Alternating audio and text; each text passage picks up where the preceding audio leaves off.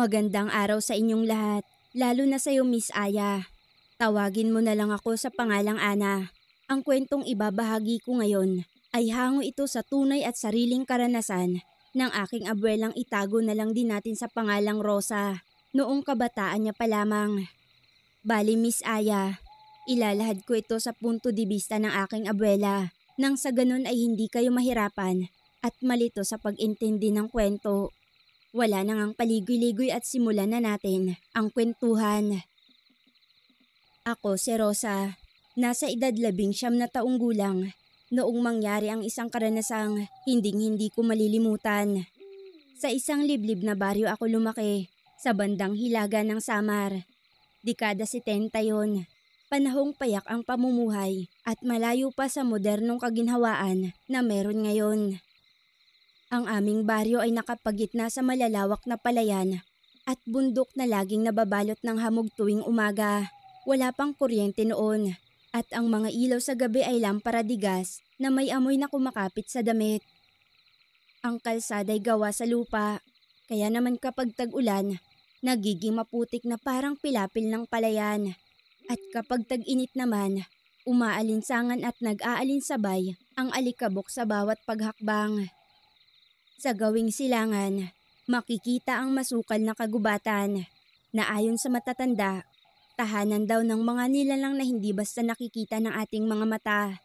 Totoo, may usap-usapan sa baryo namin tungkol sa mga nilalang na engkanto, lamang lupa at kung ano-anong nilalang pa raw ang mga naninirahan doon.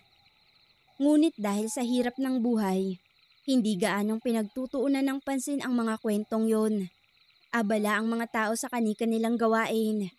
Pagsasaka mula umaga hanggang dapit hapon. Paghahanap ng makakain para sa pamilya. At pakikipagsapalaran upang makaraos sa pang-araw-araw. Tahimik ang buhay sa baryo. Halos magkakakilala ang lahat. Ang kabuhayan ng karamihan ay pagsasaka ng palay, paghahabi ng banig at pangingisda sa ilog. Sa hapon, makikita mong nag-uuwian ang mga kalabaw at ang mga bata na may naglalaro sa gilid ng daan habang ang matatanda nagsisindi na ng apoy sa abuhan. Sa unang tingin, para itong paraiso, payak, mapayapa, malayo sa gulo ng syudad. Pero sa ilalim ng katahimikang yon, may mga bagay na hindi maipaliwanag, mga lihim na tila tinatago ng aming lupain tuwing sasapit ang dilim.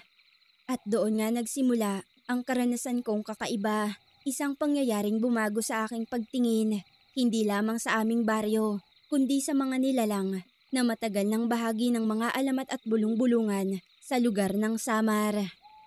Noong panahong yon, mas madalas akong naiwan sa bahay kesa sa aking mga kapatid. Bilang panganay na babae, ako ang katuwang ng nanay ko sa pagluluto, pag-iigib ng tubig, at pag-aalaga ng mga nakababata kong kapatid. Pero tuwing hapon, bago lumubog ang araw, lagi kong hinihiling na makasingit man lang sana ng kaunting oras para makalabas.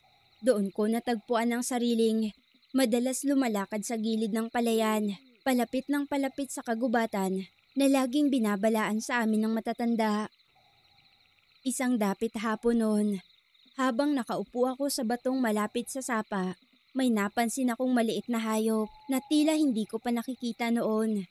Parang kuneho, ngunit mas maliit at ang kulay ng balahibo'y kakaiba. Mapusyaw na puti na kumikislap kapag natatamaan ng liwanag ng papalubog na araw. Tahimik lamang itong nakatingin sa akin mula sa gilid ng mga damo at sa hindi ko maipaliwanag na dahilan, hindi ako nakaramdam ng takot. Para bang inaanyayahan akong lapitan siya. Sa mga sumunod pa na araw, palagi ko na siyang nakikita sa parehong lugar. Minsan ay lumalapit, minsan naman ay nagtatago, pero laging nandoon. Wari ba'y nag-aabang, pero ang hindi ko inaasahan at nakakapanindig balahibo, isang gabi, nang mapadaan ako roon upang igawi ang kalabaw, nasilayan ko siyang muling nakaupo sa damuhan. Ngunit sa pagkakataong yon, hindi na hayop ang anyo niya. Bagkus, isang matangkad na lalaki na nakatalikod sa akin. Ang balat ay maputla na tila kumikinang sa ilalim ng buwan at ang buhok ay mahaba. Lagpas balikat na animoy tinatangay ng hangin kahit wala namang ihip. Napatigil ako sa kinatatayuan. Ang mga ingay ng kuliglig at palaka, tila bigla na lamang nawala. Tanging ang malakas na tibok ng puso ko lang ang naririnig ko. Nakatayo ako sa gilid ng sapa. Hawak ang lubid ng kalabaw na dapat ay iuuwi ko na. Ngunit nanigas ang mga paa ko nang makita ko ang matangkad na lalaki na nakatalikod sa akin. Nakaupo siya sa mababang bato at nakatanaw sa dumadaloy na tubig. Ang liwanag ng buwan ay tila sinadya siyang pinturahan. Mula sa buhok niyang mahaba't maitim hanggang sa balat niyang mapusyaw na halos parang walang dumadaloy na dugo. Ay, ano ba yan? Umayos ka nga, Rosa. Mahina akong bulong. Pilit na pinapalakas ang loob ko. Pero sa loob-loob ko, alam kong hindi siya karaniwang tao. Dahan-dahan siyang tumayo. Ramdam ko ang bigat ng hangin. Para bang huminto ang paligid. Nang tuluyan siyang humarap, doon ko nasilayan ang kanyang muka. Matangos ang ilong. Malalim ang mga mata na kumikislap sa dilim. Ang labi niya'y mapulat manipis na bahagyang nakakunot. Wari ba'y nagtataka kung bakit ako naroroon. Sino ka? Anong ginagawa mo rito? Napalakas ang tanong ko kahit nanginginig ang boses. Ngumiti siya ng bahagya, ngunit hindi ko mawari kung iyon ba'y ngiti ng nakakabighani o nakakatakot. Hindi ba't dapat ako ang magtanong niyan sa'yo, Iha? Ilang gabi na kitang nakikita rito. Hindi ka ba natatakot mag-isa? Balik tanong niya. Mahina ngunit malinaw ang kanyang tinig. Napakuyom ako ng kamay sa lubid. Pilit kong pinatatapang ang sarili, ngunit halata pa rin sa boses ko ang kaba. Hindi naman. Sanay ako. Baryo namin to. At saka, may kalabaw ako. Bahagya siyang natawa. Parang musika ang hagikik na iyon. Malamig ngunit nakakaakit. Kalabaw, sa tingin mo ba'y kaya kanyang ipagtanggol kung sakaling may ibang nilalang ang lumapit sa'yo? Nilalang? Ibig mong sabihin, ikaw? Halos pabulong kong ulit. Hindi siya agad sumagot.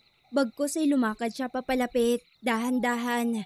Bawat hakbang ay parang humahaplo sa katahimikan ng gabi. Nang halos ilang dipa na lang ang layo niya sa akin, nagsalita siya muli. Hindi mo ba ako natatandaan? Paano kita matatandaan? Ngayon nga lang kita nakita. Hindi. Marahan siyang umiling at tumingin saglit sa sapa na kumikislap sa liwanag ng buwan. Matagal na kitang nakikita. Bata ka pa lang. Lagi ka nang dumadaan dito. Noon, isang munting hayop lang ang anyo ko. Hindi mo ba naaalala? Doon ako napasinghap. Naalala ko ang puting nilalang na ilang linggo ko nang nakakasalubong. Yun ba'y ikaw? Ngumiti siya, pero sa pagkakataong to, mas malinaw na. Oo, ako yun. Sinusubukan kong magpakita sa anyong hindi ka matatakot. Pero ngayong kilala na kita, naaalala na rin kita. Ano ka ba talaga? Teka nga, tao ka ba o? Hindi ako gaya ninyo. Ako'y taga rito. Anak ng kagubatang to. Ang tawag ninyo sa amin, Engkanto. Parang biglang nanlamig ang paligid. Nakalimutan kong huminga ng ilang sandali. Engkanto? Bakit ka nagpapakita sa akin? Hindi makapaniwalang tanong ko. Matagal siyang tumingin sa akin. Tila sinusuri ang kaluluwa ko. Paglaon, sumagot din siya. Mabagal at malinaw. Dahil matagal na kitang pinagmamasdan, Rosa. Sa lahat ng dumadaan sa kagubatang to, ikaw lamang ang hindi natatakot. Ikaw lamang ang nakatingin at nakakita sa akin. Nanindig ang balahibo ko. Pero sa halip na tumakbo, nanatili akong nakatayo. Tila hinihila ng hindi maipaliwanag na puwersa. Nanatili akong nakatayo, hawak-hawak ang lubid ng kalabaw na tila nakalimutan ng gumalaw. Ang lalaki o ang engkantong ito nakatingin lamang sa akin na para bang alam na niya ang lahat ng nasa isipan ko. Pero bakit ako? Kung matagal mo na akong nakikita, bakit ngayon ka lang nagpakita ng ganito? Muling tanong ko. Naglakad siya at mas lumapit pa. Halos isang bisig na lamang ang layo sa akin. Ang amoy niya'y kakaiba. Hindi pawis o alikabok ng baryo, kundi isang malamig na samyo ng mga dahon matapos ang tag-ulan. Dahil ngayon ka nahanda, nakita ko kung paano ka lumaki. Kung paano ka laging tumutulong sa iyong ina. Kung paano mo pinipilit ngumiti kahit ramdam ko ang bigat ng buhay ninyo. May tapang at bait ka na bihira kong makita sa ibang tao. Parang umikot ang sikmura ko. Hindi ko alam kung matatakot ako o matutuwa sa kanyang mga sinabi. Pero hindi mo ko kilala. Paano mo nasabing lahat ng yan? Mabilis kong tugon. Ngumiti ulit siya, ngunit may lungkot sa kanyang mga mata. Alam ko, dahil palagi akong nariyan. Noong isang gabi na umiiyak ka sa ilalim ng puno ng mangga dahil sa hirap ng gawaing inaatang sayo, naroon ako. Noong muntik ka nang madapa sa pilapil at walang tumulong. Ako ang nagbantay na huwag kang masaktan. Hindi mo man ako nakikita noon, pero palagi lang akong nasa tabi mo. Parang biglang sumikip ang dibdib ko. Totoo nga, maraming gabi akong nag-iisa. Maraming luhang hindi nakita ng iba. Ngunit paano niya nalaman ang lahat ng yon? Kung ganun, sinusundan mo ko? Hindi ba't nakakatakot yun? Kung ako'y tao, oo, baka nakakatakot nga. Pero hindi yon ang layunin ko. Hindi ko kayang ipaliwanag ng lubos. Pero matagal ko nang nadarama. Kakaiba ka sa paningin ko, Rosa. Para bang ang liwanag mo'y umaabot kahit sa madilim na bahagi ng kagubatang to. Hindi ko alam kung ano ang sasabihin. Nanlalambot ang mga tuhod ko, pero hindi ko kayang umiwas sa kanyang titig. Kung engkanto ka nga, anong gusto mo sa akin? Wala naman akong maibibigay sa'yo. Natahimik siya sandali, saka sumagot sa tinig na halos parang bulong na lang. Kaibiganin ka at maramdaman mo ring totoo ako.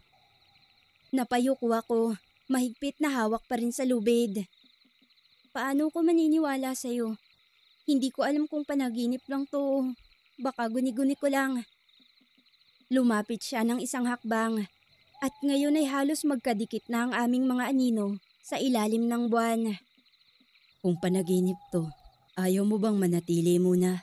Kahit saglit lang, makinig ka sa akin dahil kung aalis ka ngayon, baka hindi mo na ako ulit makita. Parang hinihila ang puso ko ng mga salitang yon. Hindi ko alam kung saan ko hinugot ang lakas ng loob, pero nagawa kong tumingin sa kanyang mga mata.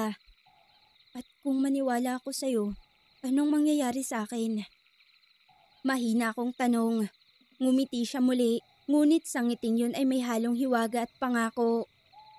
Magbabago ang lahat, Rosa. Hindi mo na muling titignan ang mundo sa parehong paraan. Hindi ko maipaliwanag kung bakit, pero sa halip na tumakbo palayo, nanatili akong nakatayo roon. Parang may puwersang humahawak sa akin. Hindi upang igapos, kundi upang pigilan lamang akong umiwas. At sa mga mata niya, tila ba wala akong maitago. Hindi ako sanay na kausapin ng kagaya mo. Kagaya ko? Oo, kagaya mong engkanto o kung ano ka man. Hindi ba't mas madali kung ituring mo na lang akong tao rin? Mas magaan pakinggan. Pero hindi ka tao. Hindi nga. Pero hindi ibig sabihin nun ay wala na akong damdamin. Katulad ninyo, marunong din akong malungkot, matuwa at maghangad. Maghangad ng ano? Maghangad ng pagkakaibigan, ng pag-unawa, ng pagkakausap na hindi ako kinakatakutan. Napayuko ako. Ramdam ko ang init sa pisngi ko dahil sa paraan ng pagkakatitig niya. Para bang ako lang ang nag-iisang babae sa mundo niya. Malagkit at nakakaakit. Ngunit bakit ako? Marami namang babae sa baryo. Maraming tao na mas kaaya-aya kesa sa akin. Bahagya siyang natawa. Ngunit hindi nakakaloko ang tinig niya. Sa lahat ng nakita ko, ikaw lang ang hindi tumakbo nang makita ako. Kahit ngayong alam mo nang iba ako, nandito ka pa rin. Hindi ba sapat na dahilan na yun? Napatingin ako sa mga mata niya. Totoo nga, bakit hindi ako tumatakbo? Parang nakapako ang mga paa ko sa lupa, ngunit ang puso ko na may parang hinihila papalapit sa kanya. Pero paano kung totoo ang sinasabi ng matatanda? Na kayo'y manlilinlang, na kapag may sumama sa inyo, hindi na nakakabalik. Bigla kong tanong. Humugot siya ng malalim na buntong hininga. Saka tumingin sa tubig na kumikislap kapag tinatamaan ng liwanag ng buwan. Hindi ko ipagkakailang. May mga nilalang na ganun. Oo, may mga engkantong hindi ka dapat lapitan. Pero ako, hindi ko layunin na saktan ka. Kung gusto ko yun, sana'y matagal ko nang ginawa. Ngunit nandito pa rin ako, nagtatago. Naghihintay na makilala ka sa tamang panahon at paraan. Nagtagal ang katahimikan. Ang kalabaw ko'y bagya pang umungol. Para bang nararamdaman ng bigat ng hangin. Ako naman, hindi alam kung saan ibabaling ang tingin. Kung totoo talaga ang lahat ng sinasabi mo, ano ang pangalan mo? Mahina akong tanong. Ngumiti siya. At sa unang pagkakataon ay tila mas naging tao ang kanyang anyo. Hindi nakakatakot, kundi mas nakakahalina. Marahil hindi ito ang pangalang nakasanayan mo, pero maaari mo ko tawaging Elias. Elias? Parang pangalan din ng tao? Dahil minsan, gusto ko ring maramdaman na tao ako. Sagot niya agad ng walang pag-aalinlangan. Napatingin ako sa kanya, sa mga matang hindi ko kayang basahin. Kung hindi ka tao, paano ka nabubuhay? May pamilya ka ba? May ina, may ama, gaya namin. Bahagya siyang umiti, ngunit may lungkot sa likod ng labi niya. May pinagmulan ako, ngunit iba ang aming daigdig. Hindi ninyo nakikita kung saan ako nagmula. Walang gutom, walang hirap, ngunit wala ring tunay na kalayaan. Dito sa inyo, may sakit at hirap, ngunit mayroong damdamin na hindi namin lubos maranasan. Kaya mas pinipili kong manatili rito, kahit sa dilim, kahit sa gilid ng inyong baryo. Hindi ko maiwasang malungkot sa mga sinabi niya. Kung ganon, malungkot ka rin pala. Malungkot, maliban kapag nakikita kita. Parang umigting ang pintig ng puso ko. Hindi ko alam kung ako ba'y naaakit o nadadala lamang ng mga salitang binitawan niya. Kung totoo ang lahat ng yan, ano ang nais mong mangyari sa ating dalawa? Naguguluhang tanong ko. Lumapit siyang muli at ngayon ay ramdam ko na ang malamig ngunit banayad niyang presensya. Wala akong hinihingi kundi ang iyong oras, ang iyong mga salita, ang iyong presensya rito. Kahit paminsan-minsan, kung yun ay ibibigay mo, sapat na yun sa akin, Rosa. Matagal akong natahimik, tinitimbang ko ang lahat. Ngunit bago pa ako makasagot, nagsalita siya muli, halos pabulong na lamang.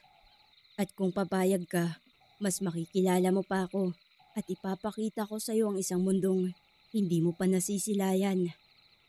Matapos ang tagpo naming yun, nang mga sumunod na gabi ay halos hindi ako nakatulog. Paulit-ulit na bumabalik sa isip ko ang mukha ni Elias. Ang tinig niyang malamig ngunit magaan sa pandinig at ang mga salitang binitawan niya noong nagdaang gabi. Hindi ko alam kung paano ko siya ipapaliwanag sa iba. Hindi ko nga alam kung totoo ba siya o ako lamang ang nahihibang. Ngunit isang bagay ang malinaw. Muli ko siyang gustong makita. Gabi-gabi, bago pa man tuluyang lumubog ang araw, palihim akong lumalabas ng bahay at dumaraan sa gilid ng sapa at gaya ng lagi, naroon siya, nakaupo, minsan ay nakatayo, palaging nakangiti na para bang matagal niya akong hinihintay. Habang lumilipas nga ang mga araw, mas lumalalim ang aming pag-uusap tungkol sa aking mga pangarap na makalabas ng baryo, sa mga pasanin kong dala bilang panganay. At tungkol naman sa kanya, ang mga bagay na ipinahihiwatig niya ngunit hindi lubos na sinasabi tungkol sa kanyang daigdig na nakatago sa aming paningin. Hindi ko namalayan na sa bawat gabi ng pag-uusap naming iyon, mas lalo akong nadadala sa kanyang hiwaga. Ngunit isang gabi, Hindi ko alam na sinusundan na pala ako ng aking abuela, si Apo Romy, ang pinakamatandang babae sa aming baryo. Palagi siyang seryoso, tahimik at maraming alam sa mga bagay na hindi nakikita. Sabi nga ng mga kapitbahay, malakas daw ang paningin ni Lola, kaya't kahit hindi siya nagsasalita, ramdam mong may nalalaman siya. Habang papalapit ako sa sapa kung saan kami nagtatagpo ni Elias, hindi ko alam na nasa likod ko na pala siya. At nang makita niyang kausap ko si Elias, narinig ko ang mabigat niyang tinig mula sa dilim. "Rosalia!" Nanginig ang buo kong katawan. Napalingon ako at nakita ko siyang nakatayo. Hawak ang kanyang tungkod at ang mga matay malamig na nakatitig hindi sa akin, kundi kay Elias mismo. Apo, halos mabasag ang tinig ko. Ano po? Hindi ko na natuloy ang sasabihin nang mabilis siyang sumabat. "Alam mo ba kung sino ang kinakausap mo gabi-gabi? Alam mo ba ang panganib na dala niya?" Tahimik lang si Elias, ngunit hindi siya umurong. Sa halip, tumingin siya ng diretso kay Lola at bahagyang yumuko bilang pagbate. "Huwag kayong mabahala, hindi ko siya sinasaktan. Wala akong balak na gawin yun." Mabilis na itinaas ni Lola ang kanyang tungkod. Tila handa siyang ipagtanggol ako. "Hindi lahat ng balak ay sinasabi at hindi lahat ng ngiti ay tunay. Rosa, wag na wag ka nang babalik dito. Ang nilalang na yan, hindi para sa atin." Hindi ko na napigilang sumingit. "Pero Lola, hindi siya masama. Ilang gabi na kaming nag-uusap at wala siyang ginagawa sa akin kundi pakinggan at kausapin ako ng maayos. Hindi siya katulad ng sinasabi niyo." Naging mariin ang tingin ni Lola sa akin. "Iyan ang kasamaan, Apo. Kapag nagpakita sila ng kabaitan, doon ka mas lalong malulubog. Hindi mo na mamamalayan, kaluluwa mo na ang kapalit." Napayuko ako. Nanginginig ang kamay, ngunit bago pa ako makapagsalita, narinig ko ang malamig ngunit buo ang loob na tinig ni Elias. "Hindi ko siya kailanman kukunin, matanda. Kung maaari, nais ko lamang siyang makilala. Hindi ko siya ipapahamak." "Mga salitang gaya niyan ay matamis sa simula, ngunit sa huli magiging lason. Hindi mo ba alam, Rosalia? Ang mga kagaya niya ay makapangyarihan. Kaya niyang baguhin ang isipan at puso mo nang hindi mo namamalayan." Naiiyak na ako. Tumingin ako kay Elias na hindi kumikibo. Nakatingin lang sa akin na parang humihingi ng tiwala. Habang ang aking abuela naman, nagniningas na ang mga matang nakatingin sa lalaki. Para bang anumang oras, handa niya na itong labanan. "Rosa, pagpipilian mo, pamilya mo o ang nilalang na yan. Dahil kung ipagpapatuloy mo ito, hindi lang ikaw ang manganganib, pati tayong lahat. Isipin mo ang mga kapatid mo." Doon na nga nagsimula ang mas mabigat na pasanin sa puso ko. Mahal ko ang aking pamilya, ngunit bakit gano'n na lamang ang hatak sa akin ni Elias? Hindi ako nakasagot agad. Parang hinati sa dalawa ang puso ko. Ang isang bahagi ay humihiyaw na manatili sa piling ni Lola, sa pamilya, sa mga taong bumuhay at nagpalaki sa akin. Ngunit may isa pang bahagi, isang mas bata, mas matapang, at mas sabik na makalaya na gustong sundan ang tinig ni Elias kahit saan pa yun humantong. "Lola, hindi po ninyo naiintindihan. Hindi siya katulad ng iniisip ninyo. Sa bawat gabing nakakausap ko siya, nararamdaman kong totoo siya. Totoo ang bawat salitang binibitawan niya." Mahina kong wikat, halos nanginginig na ang labi ko. Ngunit mariin ang sagot ni Lola. "Iyan ang akala mo. Subalit wala kang alam sa kanilang mga paraan. Kung tunay siyang mabuti, bakit palihim? Bakit kailangang gabi ang kanyang oras? At sa dilim kayo nagtatagpo?" Saglit akong natahimik. Totoo, hindi ko rin yun naisip ng malinaw. Ngunit bago pa ako makalubog sa pagdududa, si Elias ang sumagot. "Dahil iyon lamang ang tanging panahon na ligtas para sa kanya. Alam kong hindi ako matatanggap sa inyong mga mata, kaya't pinili kong maghintay. Ngunit ngayon, narito ako, nakaharap sa inyo, walang itinatago." Napatingin ako kay Elias. Kahit sa harap ng bigat na tinig ni Lola, hindi siya natitinag.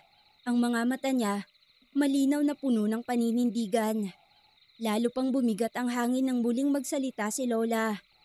Kung tunay ang hangarin mo, Elias, huwag mong ilagay sa panganib ang aking apo. Kung mahalaga siya sa'yo, bitawan mo siya dahil hindi mo siya mabibigyan ng buhay na ligtas, tahimik at payapa. Ramdam ko ang puwersa sa bawat salita ni Lola. Ngunit bago pa ako tuluyang madurog, sumagot si Elias. At yun ang unang pagkakataon na narinig kong nanginginig din ang kanyang boses. Kung yan ang hinihingi ninyo, hindi ko magagawa dahil ang pagkawala niya sa akin ay higit na kapahamakan kesa sa anumang panganib na maaari kong dala. Nanlaki ang mga mata ko, parang may kung anong kumurot sa aking dibdib. Hindi ako makapaniwala sa narinig ko, pero ramdam kong totoo ang bawat titik ng kanyang sinabi. Apo, ito na ang huling pagkakataon. Mapipiliin kita, kami o siya.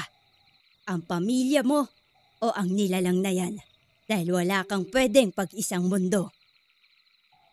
Doon na tuluyang bumagsak ang luha ko. Parang winawasak ng dalawang kamay ang puso ko.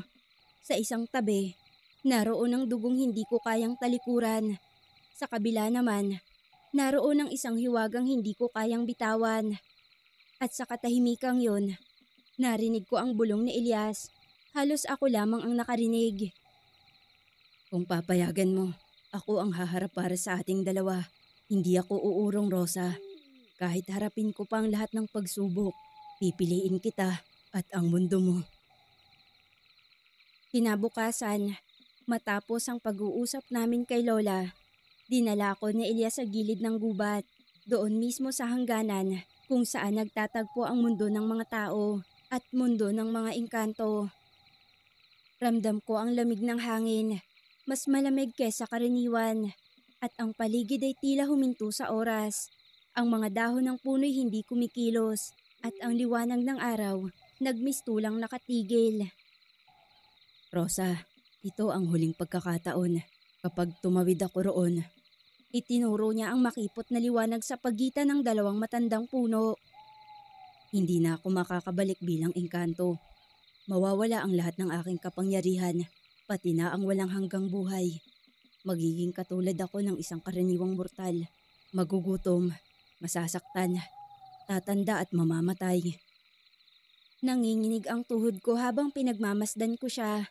Nagdadalawang isip ako sa gagawin niya, pero baka sa mukha niya, nabuo na ang desisyon niya.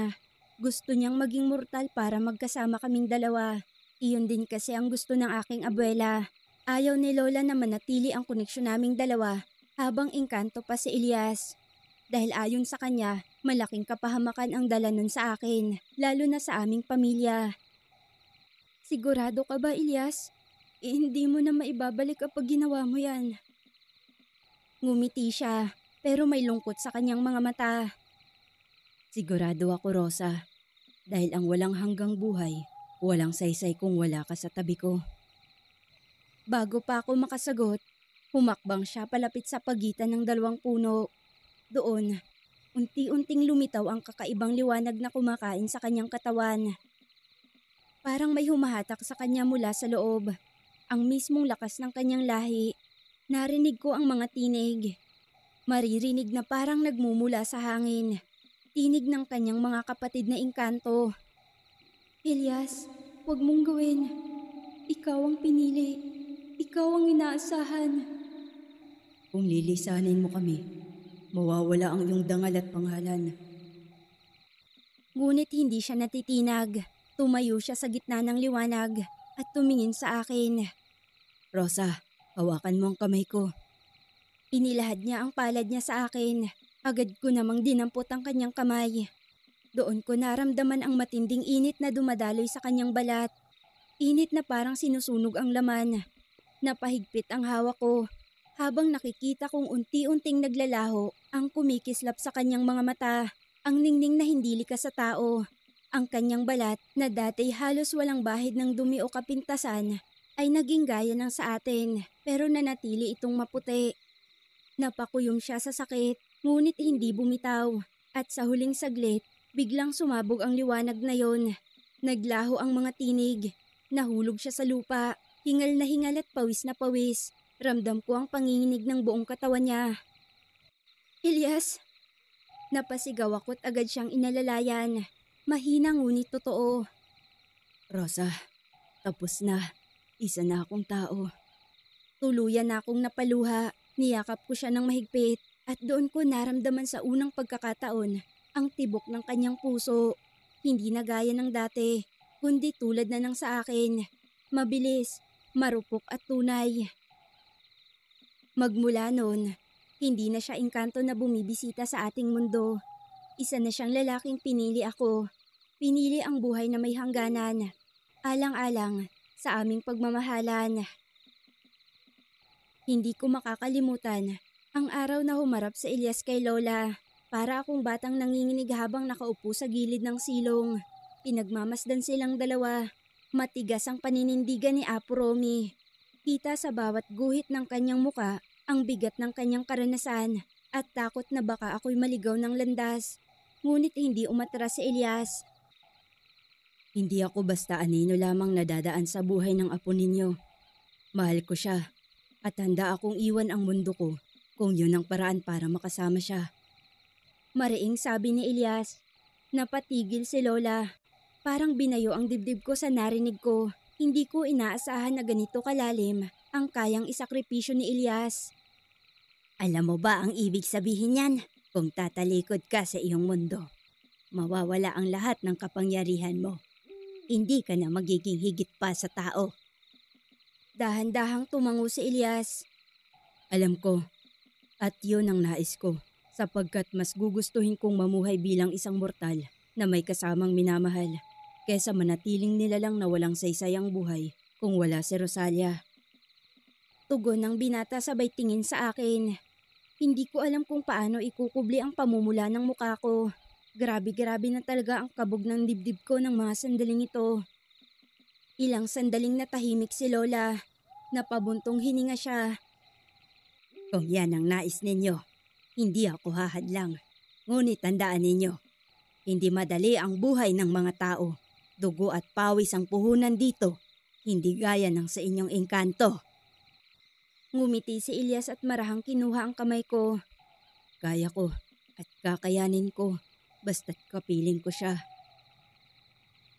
Magmula nga ng maging tao si Ilyas, nanirahan muna siya panandalian sa bahay namin. Tinutulungan niya ako sa mabibigat na gawain ko. At di nga kalaunan, bumukod na kami ng tirahan at nagsama bilang mag-asawa. Lumipas ang mga buwan, natutunan naming bumuo ng simpleng buhay. Ginamit ni Ilyas ang dating kaalaman niya sa mga halamang nakakagamot. Hindi niya iyon kapangyarihan, kundi kaalamang dala mula sa kanyang pinagmulan. Tinuruan niya ako kung paano kilalanin ang mga halamang nakakagamot, paano ito pakuluan, at paano maging lunas sa mga karamdaman ng mga taga-baryo. Dahil nga roon, unti-unti kaming nakilala bilang mag-asawang marunong manggamot sa pamamagitan ng herbal. At minsan, nababansagan pa siyang engkantong albularyo. Hindi niya naman kasi ipinagkakaila na dati siyang engkanto. Ipinagmamalaki niya pa nga ito. Pero sa ginagawa niyang yun, wala namang halos naniniwala sa kanya. Magmula kasi nang maging tao siya, nagkaroon na ng mga bahid ang katawan niya. May sugat na, peklat, at kung ano-ano pa. Ni katiting ng pagiging engkanto ay wala na nga sa anyo niya. Madalas na nga rin may dumadayo sa aming bahay mula pa sa mga kalapit na baryo para humingi ng tulong sa amin. Ang simpleng kubo namin ay napuno ng mga halamang nakasabit, tuyuman o sariwa. At sa tuwing titingin ako kay Ilyas habang abala siya sa paggayak ng mga dahon, hindi ko maiwasang mapangiti. Wala na siyang kinang ng isang engkanto, ngunit masigit ang halaga niya sa akin ngayon. Nagsama nga kami bilang mag-asawa, binasbasan sa simbahan, at nagkaroon ng mga anak at masayang pamilya. At sa bawat araw na dumaan, patuloy kong ipinapaalala sa sarili ko ang katotohanang minahal niya ako ng higit pa sa sarili niyang mundo. At posible din pala maging tao ang mga engkanto. Depende na lang sa sakripisyong handa nilang gawin para sa'yo. Hanggang dito na lang ang kwento ko. Maraming salamat.